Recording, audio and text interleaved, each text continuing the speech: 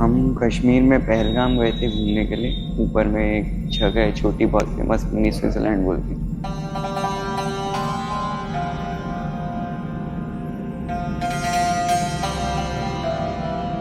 तो अचानक से ही गोलीबारी आज चालू हो गई। मेरे बाजू में कोई अंकल खड़े थे, उनको गोली लगी, उनके छींटे मेरे चेहरे पे आए।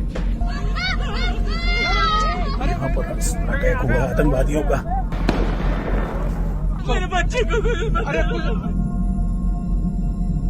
जम्मू कश्मीर के पहलगाम में पर्यटकों पर हमला हुआ है। अधिकारियों ने बीबीसी को बताया कि पर्यटकों पर फायरिंग की गई, जिसमें 20 से ज्यादा लोगों की मौत हुई है। बोला कि ये शायद मुस्लिम नहीं है, उसने उसको गोली मार दी। 1947 के बंटवारे के बाद जब से पाकिस्तान भारत से अलग हुआ, तब से ही दोनों देश एक तनाव की स्थिति में रहे हैं। पाकिस्तानी धोखे और आतंकवाद को पनाह देने की वजह से हमारे बीच लगातार सैन्य और कूटनीतिक लड़ाइयां होती रही है। लेकिन 22 अप्रैल 2025 को पहलगाम में हुआ आतंकी हमला पूरे देश के लिए एक चुनौती थी। फेल्ड स्टेट क्या है?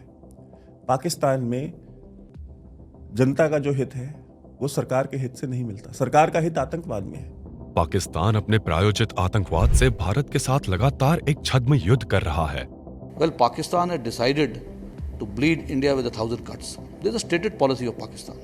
लेकिन इस शर्मनाक और नीच आतंकवादी हमले के बाद से भारत ने ये ठान लिया कि अब वो चुप नहीं बैठेगा, बल्कि जवाब देगा।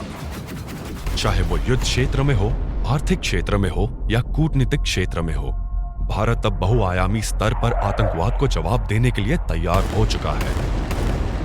चाहे NIA हो, चाहे रॉ हो, चाहे इंटेलिजेंस ब्यूरो हो, चाहे वो आर्मी हो, नेवी हो, एयरफोर्स हो, और इनकी अपनी जो स्पेशल फोर्सेस हैं, इनकी जो अपनी अलग अलग यूनिट्स हैं, सब ने मिल करके इस ऑपरेशन को अंजाम तक पहुंचाया।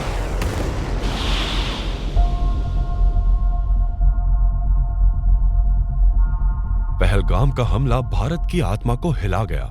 वो निर्दोष लोग जो जिंदगी का सबसे खूबसूरत लम्हा जीने आए थे, वो उनके लिए जिंदगी भर का दर्द बन गया। घर वालों के सामने, मेरे बहन के सामने पापा को, एक बेटी के सामने पिता को मारा गया।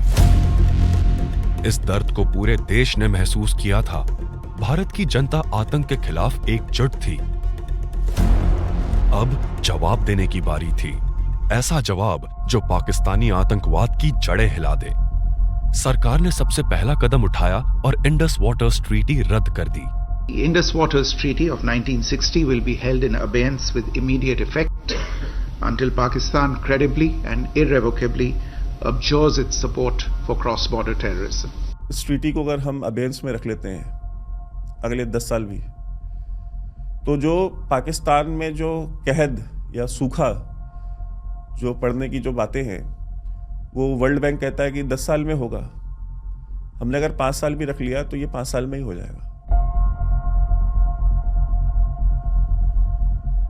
भारत ने जो है ये इतिहास पहली बार रचा है कि एक न्यूक्लियर पावर्ड कंट्री जैसे कि परमाणु शक्ति पाकिस्तान जैसी, उसके ऊपर इतना लार्ज स्केल सक्खर, यानी कि जो सबसे उत्तरी छोर है, जो कि गिलगित बल्तिस्तान में है, स्कर्दू एयरबेस से लेकर के सक्खर एयरबेस जो कि सिंध में है, जो कि सबसे दक्षिणी कोना है पाकिस्तान का, वहां तक के उनके 11 एयरबेसेस के ऊपर हमने हमला किया है। भारत के सामने कोई और विकल्प था ही नहीं। इसकी वजह से इस बार हमने कहा कि हम आपको ऐसा माकूल जवाब देंगे कि आप याद रखें, और वही हमने किया।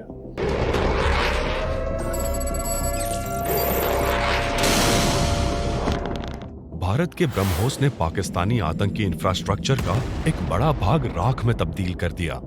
मसूद अजहर का पूरा परिवार मारा गया। इसके बाद पाकिस्तानी सेना बौखला गई। उसने भारतीय सीमाओं पर ड्रोन हमले शुरू कर दिए। यहां से दुनिया ने देखा कि भारत की ताकत क्या है। भारत ने अपनी सीमाओं की रक्षा भी की और आतंकवादियों को प्रशिक्षण और पनाह देने वाले पाकिस्तान को मुंह तोड़ जवाब भी दिया। भारत ने पाकिस्तान का खुद को न्यूक्लियर पावर कहने का घमंड भी तोड़ दिया।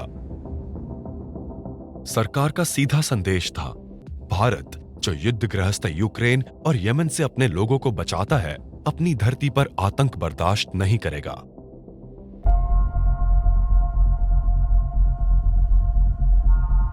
पाकिस्तान ने ड्रोन और प्रोपेगेंडा दोनों के साथ हमला किया। उसने दावा किया कि भारत के S-400 को आदमपुर एयरबेस के साथ तबाह कर दिया गया है।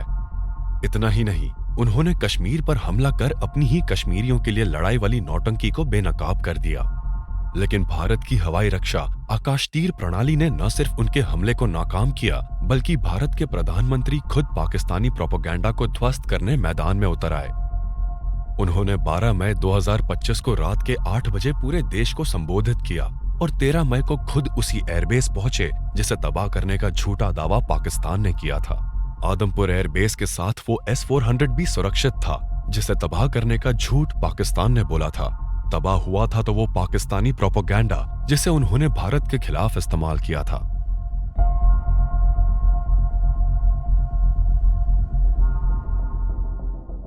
मई 10 की उस सुबह ने पाकिस्तान की नींदें उड़ा दी थी। लगातार 2 दिन से तबाही का मंजर देख रहे पाकिस्तान ने अपने गुस्से में दिल्ली को निशाना बनाते हुए एक बैलिस्टिक मिसाइल छोड़ी। भारत के एयर डिफेंस सिस्टम ने उसे हरियाणा की सीमा पर ही धराशाही कर दिया। ये दिल्ली को एक चुनौती थी जिसका जवाब ऐसा मिला कि उसके बाद पाकिस्तान की सबसे बड़ी ताकत छीन ली गई। भारत ने अपने जवाबी हमले में उसके नूर खां एयरबेस पर हमला किया, जहां एक्सपर्ट्स के मुताबिक पाकिस्तान के न्यूक्लियर हथियार रखे हुए थे। सुंदर मिश्रण, air to ground missiles, ground to ground missiles, और वो जो उसको मैं कहता हूँ ब्रह्मास्त्र, क्योंकि वो लगा जाके नूर खां बेस पे, जहाँ इनका न्यूक्लियर कमांड अथॉरिटी के नज़दीक, लगा सरगोड़ा में, लगा बुलारी में जहाँ इनके F-16s थे। एक हमने एवैक्स को नुकसान पड़ाया, C-130 को नुकसान पहुँचाया, HQ-9, ये हिल गए। हमने अमेरिका से लेकर चीन तक की नींदें उड़ा दी। भाई उनको भी तो अपने हथियार बेचने हैं ना, और उनकी तो जो डिफेंस, जो उनकी जो इंडस्ट्री है, ठीक है, जिसको मिलिट्री इंडस्ट्रियल कॉम्प्लेक्स कहते हैं, वो बहुत बड़े हैं, वो ट्रिलियंस ऑफ डॉलर्स के हैं। अगर आकाश तीर बिकेगा तो HQ-9 कौन खरीदेगा चाइना से? और इसीलिए आप देखिए तो जो चेंगडू एविएशन जो इंडस्ट्री है, उसके जो शेयर्स हैं वो 15 से 20% गिर गए हैं इस ऑपरेशन सिंदूर के बाद, जो चाइना की जो सबसे बड़ी जो डिफेंस कंपनी है।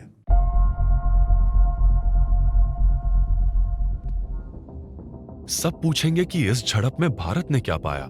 सोचिए कि एक देश 70 सालों से भारत के खिलाफ साजिशें रच रहा है, फिर वो परमाणु शक्ति बना और भारत के अंदर आतंकी हमले करवाए, ग्लोबल आतंकी ट्रेनिंग कैंप चलाए, दुनिया से झूठ बोला कि वो खुद आतंकवाद का शिकार है। भारत ने पाकिस्तानी धमकियों के बावजूद उसके आतंकी ठिकाने मिट्टी में मिला दिए। आपकी पॉलिटिकल विल इस बार है तो वही सेनाएं हैं, वही फाइटर जेट्स हैं, वही इंटेलिजेंस एजेंसीज हैं, सब कुछ वही है, कोई नई चीज नहीं है। लेकिन पॉलिटिकल विल थी तो आप करके दिखा दिया। लेकिन भारत यहीं नहीं रुका। पाकिस्तानी आतंकवाद के खिलाफ उसने अपनी युद्ध नीति बदली और ऑपरेशन सिंदूर को उसका हिस्सा बनाया। अब ऑपरेशन सिंदूर आतंक के खिलाफ भारत की नीति है। कि पाकिस्तान क्या कर रहा था कि साहब न्यूक्लियर वेपन्स के आड़ में आप you go on A terror rampage, एक आतंक का आपने सिलसिला शुरू कर रखा। न्यूक्लियर वेपन्स है हमारे पास तो साहब हम पार्लियामेंट अटैक करेंगे, हम कालू चक करेंगे, और जब आप कुछ कहेंगे हम देखिए हम वेस्ट के पास भागे जाएंगे, देखिए न्यूक्लियर वॉर हो जाएगी। तो ये जो झांसा था इसका हमने भांडा फोड़ दिया। भारत का संदेश पूरी दुनिया को है, भारत अब आतंक को और नहीं सहेगा। ये नया भारत है, ये बहुत दूसरे तरीके का भारत है, ये बहुत ही स्वाभिमानी और आत्मविश्वासी भारत है। और ये भारत न चीन के सामने झुकता है, न पाकिस्तान के सामने, और अमेरिका के सामने जब नहीं झुका रूस और यूक्रेन के युद्ध के मसले पे, और रूस से तेल लेने के मसले पे, या ईरान से तेल लेने के मसले पे, तो ये भारत किसी के सामने झुकने वाला नहीं है। जिस तरीके से हमारे पूरे परिवार को उन पे विश्वास था, उन्होंने उसी तरीके से जवाब देके हमारे विश्वास को कायम रखा है। And I am really thankful. 15 दिनों के अंदर अंदर उन्होंने हमारे लोग मरे थे उनको आज न्याय दिलाया है। हम लोगों के हृदय में, मेरे हृदय में जो 22 अप्रैल से एक प्रतिशोध की आग ज्वाला धधक रही थी, आज उसको निश्चित रूप से शांति मिली है।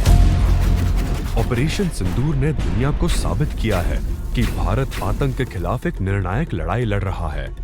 इसने दुनिया को भारत की सुरक्षा व्यवस्था की ताकत दिखाई है हमारी तीनों सशस्त्र सेनाओं के सामर्थ्य से परिचय कराया है। ये बदले हुए भारत की कहानी है।